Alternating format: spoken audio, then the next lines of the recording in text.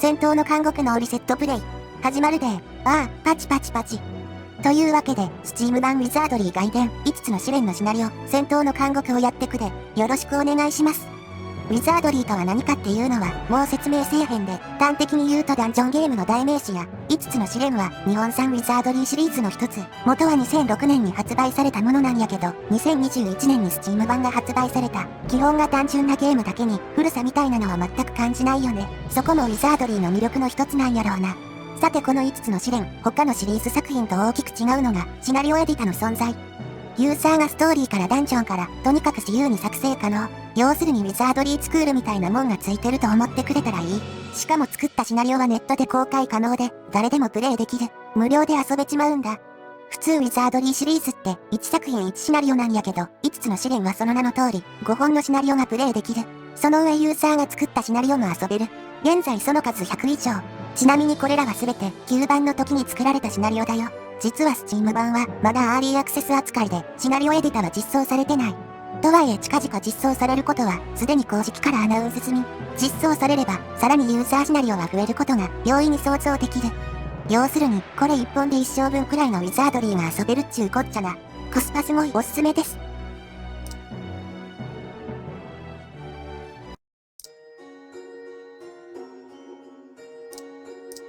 今回は、その数あるシナリオの中で、2023年3月30日に発売された有料 DLC、戦闘の監獄をやってくで。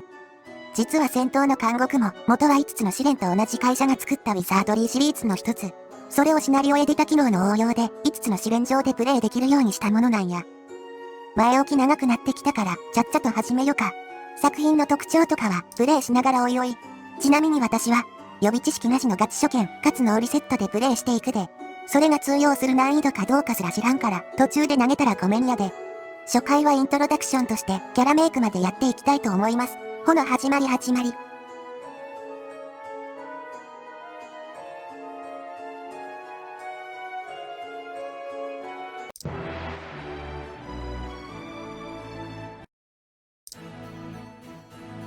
さてやってきました城下町。まずはキャラクターを作らんと話にならんから、町外れの訓練場へ行こう。あ、ちなみにデフォルトでキャラ用意されてるけど、こいつらは問答無用で削除してええで、かわいそう。持ってるもん売ってからでもええけど、備え変わらんし、せめてもの情けで持ち物ごと削除。かわいそう。ほな、パーティーは最大6人編成やから、6人のキャラを作るとこから順番に行こか。名前は適当に1とかでええか、はぁ、まあ落ち着き、理由は後で説明する。次に、キャラの種族を選ぶ。種族によって得意な職業が違ったりするけど、まあ深くは考えんでええで、キャライメージに合った種族にするといいよ。作品によっては、エルフとかドワーフとかのおなじみの種族以外に、犬人猫人妖精天使、トカゲにムック、いろいろおったりするけど、今作は基本的な5種族のみ、ムック。次にキャラの性別を選ぶ。性別限定装備もあったりするけど、まあ好みで。次はキャラの性格。善悪中立の3つあって、善と悪のキャラは一緒にパーティー組むのがめんどい。また、性格によってなれへん職業がある。性格にも、限定装備があったりする。大抵のシリーズにはあるから言うてるだけで、戦闘の監獄にあるかは知らんけど。で、最後に一番重要なとこなんやけど、ランダムにボーナスポイントが与えられて、それを好きに割り振ることになる。割り振った後の能力値でなれる職業を選ぶんやけど、実際には、与えられたボーナスポイントでなれる職を選んだら、必要値まで自動で割り振ってくれて、残りを自分で割り振るって順番やな。このボーナスポイントってのがクセモノで、大抵はこんな感じで一桁なんやけど、たまに40とかわけわからん数字がもらえることがある。当然その方が有利やから、それを狙ってリセマラするわけやけど、気に入らんポイントでも、一回割り振ってキャラ作成してから、このキャラは使わんを選ばんと、次に行けへんのよ。ほんでまた、一から名前決めて性別決めてってやっていかなあかんから、最初の時点でいちいちあかねちゃんとか名前売ってられへんわけよ。やから、名前は最初は適当でええねん。後から好きなだけ変えられるからね。ちなみにノーリセットプレイのレギュレーション上、このポイントリセマラをリセッタとみなす人もおるけど、まあ今回はそこまでガチなんでええやろ。作品によっては、割り振り画面でボタンを押すだけで、ポイント振り直しできたりするのもあるんだけどね。多分原作リスペクトであえてこの仕様にしてるんやと思うで。さて、不毛なリセマラを経て、キャラメイクが完成したで。紹介しよう。ダンジョン攻略のために、ことの葉バースからこの世界に来てくれた、別次元のことの葉姉妹たちよ。ことの葉バース OK、ほな、もう一度だけ説明するで。私は、ファイターアカネ。放射性の雲に噛まれたことはないけど、ここ15年間、私がたった一人のことの葉アカネや。あとは知っとるやろ。パーティーでの役割はメイン火力。HP と防御力にも自信はあるんやけど、ウィザードリーの使用上、前衛3人の狙われやすさは変わらんし、カバン、みたいなスキルもないから、タンク役はできひんのが残念やな。OK、じゃ、もう一度だけ説明するね。私は侍葵。放射性の雲は知らないけど、今まで15年間、この世にたった一人の、ことの葉葵だよ。あとは知ってるでしょ。パーティーでの役割は、私もメイン火力、二刀流と即死攻撃で、ガンガン敵を倒しまくる。魔法使いの呪文も使えるけど、威力はお察しだから、探索補助要員かな。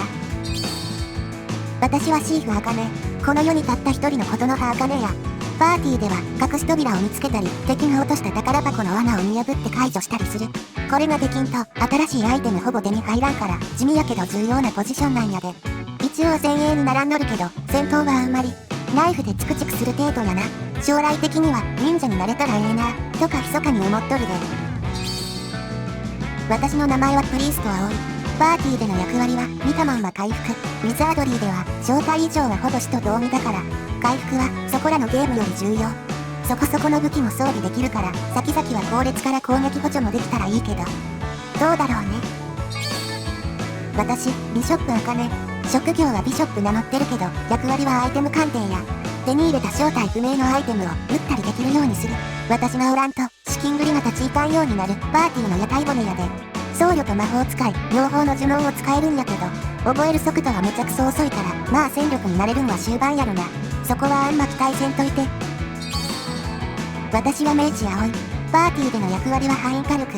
ウィザードリーでは通常攻撃は基本全部単体攻撃。なのに敵はバカみたいな数で襲ってくる。だから私の呪文攻撃で吹っ飛ばすしかない。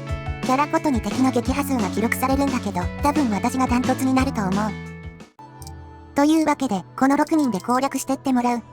ちなみにさっきの立ち絵はそのままゲーム画面に表示できる。最近のウィザードリー、その他の派生作品は、こういう見た目カスタマイズ機能結構多いよね。キャライメージ大事。なお、デフォルトではグラなしやから、絵描けん人も安心してや。さて、キャラを作ったら、まず酒場でパーティー編成。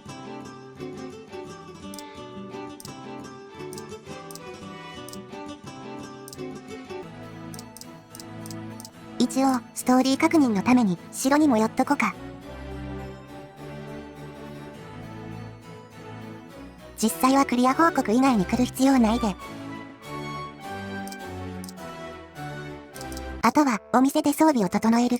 最初はほとんど何も買えないけどね。売ったもんは店に陳列されていくから、アイテム図鑑の役割もある。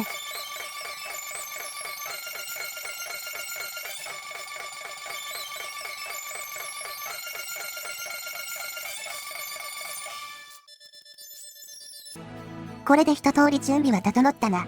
次のパートからは、いよいよダンジョン攻略や。次もよろしくお願いします。ほなまた次回。